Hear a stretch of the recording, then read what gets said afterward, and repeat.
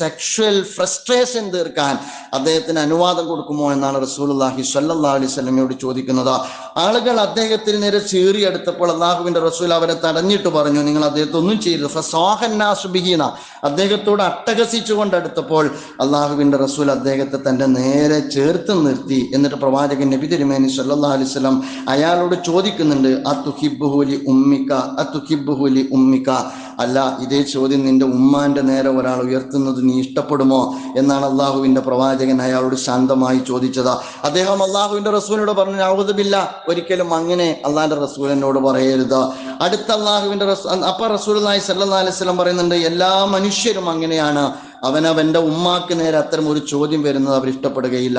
രണ്ടാമത് റസൂലുള്ളാഹി സ്വല്ലല്ലാഹു അലൈഹി വസല്ലം ചോദിക്കുന്നുണ്ട്, അതുഹിബ്ബുഹു ലിബ്നതിക, അള്ളാഹുവിന്റെ റസൂല് ചോദിച്ചത് നിന്റെ മകളെ ആരെങ്കിലും അവരുടെ സെക്ഷൽ നീഡുമായി ബന്ധപ്പെട്ട് സമീപിക്കുന്നത് നീ ഇഷ്ടപ്പെടുമോ എന്നുള്ളതാണ്. ആ ഘട്ടത്തിലും അയാൾ നഊദു ബില്ലാ, ആ അർത്ഥത്തിൽ അദ്ദേഹം പറഞ്ഞു ജഅലനി അല്ലാഹു ഫിദാക എന്ന് പറഞ്ഞുകൊണ്ട് അദ്ദേഹം പറഞ്ഞു. അപ്പോൾ റസൂലുള്ളാഹി സ്വല്ലല്ലാഹു അലൈഹി വസല്ലം പറഞ്ഞു, ഒരുത്തനും തന്റെ മകൾക്ക് നേരെയുള്ള ഇത്തരത്തിലുള്ള സെക്ഷൽ ഹറാസ്മെന്റ് ഒരർത്ഥത്തിലും ഒരു പിതാവും ഇഷ്ടപ്പെടുകയില്ല.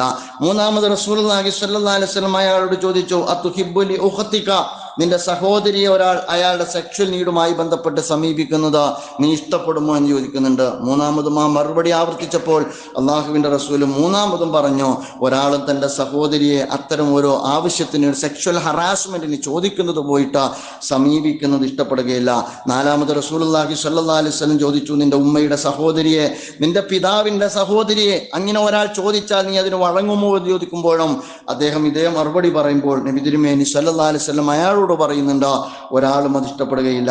ലോകത്തൊരു സ്ത്രീയും ലോകത്തേതൊരു സ്ത്രീയും ഒന്നുകിൽ ഒരാളുടെ ഉമ്മയാണ്, അല്ലെങ്കിൽ ഒരാളുടെ സഹോദരിയാണ്, അല്ലെങ്കിൽ ഒരാളുടെ മകളാണ്, അല്ലെങ്കിൽ മറ്റൊരാളുടെ ഭാര്യയാണ് എന്ന പ്രാഥമികമായ വിദ്യാഭ്യാസം ഈ പരിഷ്കൃത ലോകമെന്ന് അവകാശപ്പെടുന്നവർക്ക് നഷ്ടപ്പെട്ടെടുത്താണ് ഇത്തരത്തിലുള്ള കശ്മലന്മാർ നമ്മുടെ സാമൂഹ്യ സാംസ്കാരിക മണ്ഡലങ്ങളിൽ സൃഷ്ടിക്കപ്പെടുന്നത് എന്ന തിരിച്ചറിവ് നമുക്കുണ്ടാകേണ്ടതാണ്.